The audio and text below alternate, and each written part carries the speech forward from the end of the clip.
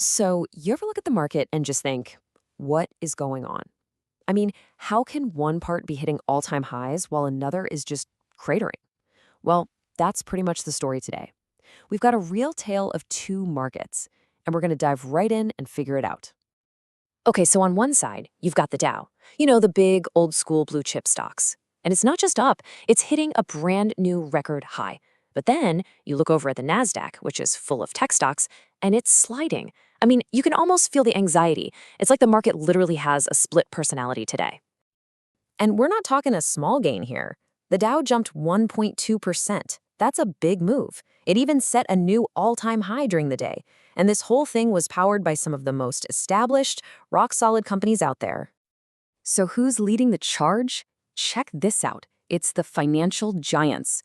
Goldman Sachs, Amex, Visa. These are what you'd call classic old economy stocks, right? The bedrock of the whole system, and they are absolutely flying today. It really looks like investors are pulling money out of tech and putting it right into these more traditional names. So that's the big question, isn't it?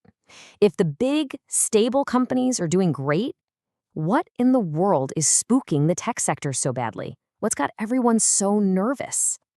Well, you're not going to believe this, but this whole wave of fear, it really comes down to one thing: a single company's earnings report. That's it. One report sent a massive shockwave through the entire tech world. Okay, let's get into the details. The company is Oracle. They put out their earnings, and yeah, they missed their revenue target by a little bit. But that's not the real story. The bombshell was their spending. They announced they're going to spend, get this, $50 billion this year, up from $35 billion. That's a $15 billion jump. Just wow. And the market? Oh, it did not like that, not one bit. The reaction was instant and just brutal. Oracle's stock tanked, down as much as 16%. That put it on pace for its worst day since 2002, a long, long time ago.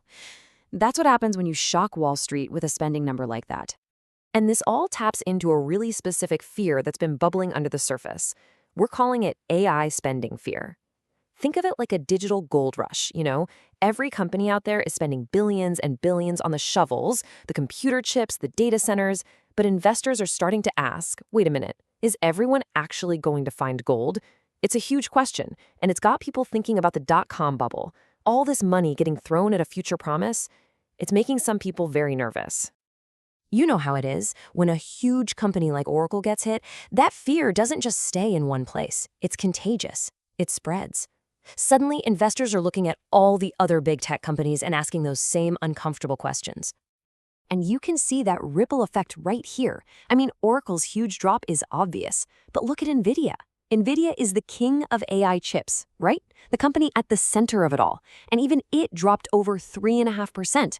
When the leader of the pack starts to stumble, you know the anxiety is real and spreading fast. This quote from Bloomberg just nails it. It talks about a quick sentiment reversal, which is basically a fancy way of saying the mood can turn on a dime. All it takes is one bad report to remind everyone of this nagging fear, this worry that the whole AI boom is just a big bubble waiting to pop. Okay, so this whole tech drama, it's not happening in a vacuum, right? To really get the full picture, we've got to zoom out a bit and look at what else is going on in the economy. And a great place to start is with the Federal Reserve. So, just yesterday, the Fed did something that the market usually loves. They cut interest rates. It was the third time this year, and normally that's like pouring gasoline on a fire for stocks because it makes it cheaper for companies to borrow money and grow their business. But here's the twist. The head of the Fed, Jerome Powell, basically came out and said they might be hitting the pause button for a while. That phrase, wait and see, that's Fed speak for don't expect any more cuts right away. And that just throws a whole bunch of uncertainty into the mix. Suddenly, nobody's quite sure what the Fed is going to do next. And that wait and see attitude kind of makes sense when you look at the latest economic numbers. Because frankly, they're all over the place. We're getting some really mixed signals right now. So first, let's look at the bad news. The number of people filing for unemployment, it jumped a lot. Way more than anyone expected. It's actually the biggest jump we've seen since 2020. That could be a real red flag for the job market. But then, on the exact same day, we get this really good news. The U.S. trade deficit, that's the gap between what we import and export, hit a 5-year low. That's a great sign for the economy. So, you see what I mean? Conflicting signals, it's confusing. So, with all this going on, the tech fear, the weird economic data, what are the pros saying? How are the big analysts making sense of it all? Well, as you can probably guess, they're not all on the same page about what happens next. All right, so in one corner, you've got a guy named Tom Lee. He's a well-known market bull, meaning he's super optimistic.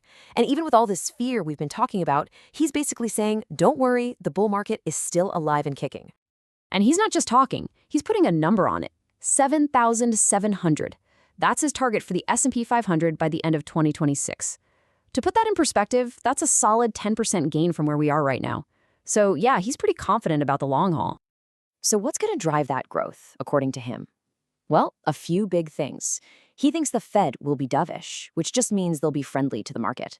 He's also betting big on the booms in AI and energy to keep going. Plus, a huge shift on Wall Street towards blockchain tech. And finally, onshoring. That's the trend of bringing manufacturing back home to the US. Okay, whew, that was a lot, I know. We've got a record Dow, a nervous Nasdaq, a confused Fed. Let's just boil this all down. What's the main takeaway from today? Here's the story in a nutshell. The old economy, the Dow, is doing great thanks to financial stocks. The new economy, the tech-heavy Nasdaq, is getting spooked by these AI spending fears, all thanks to that one report from Oracle. Meanwhile, the Fed is just sitting on the sidelines, watching all this confusing economic data roll in. And the experts, they're totally split on whether to be scared or excited. And all of this really boils down to one massive question. The one question that has Wall Street completely divided. Is all this money being poured into AI, creating a dangerous tech bubble that's about to pop? Or is this the investment we have to make, the foundation that's going to power all the growth for years to come? And think about it. The answer to that question isn't just for investors. It's going to shape the technology we all use and the economy we live in for the next decade.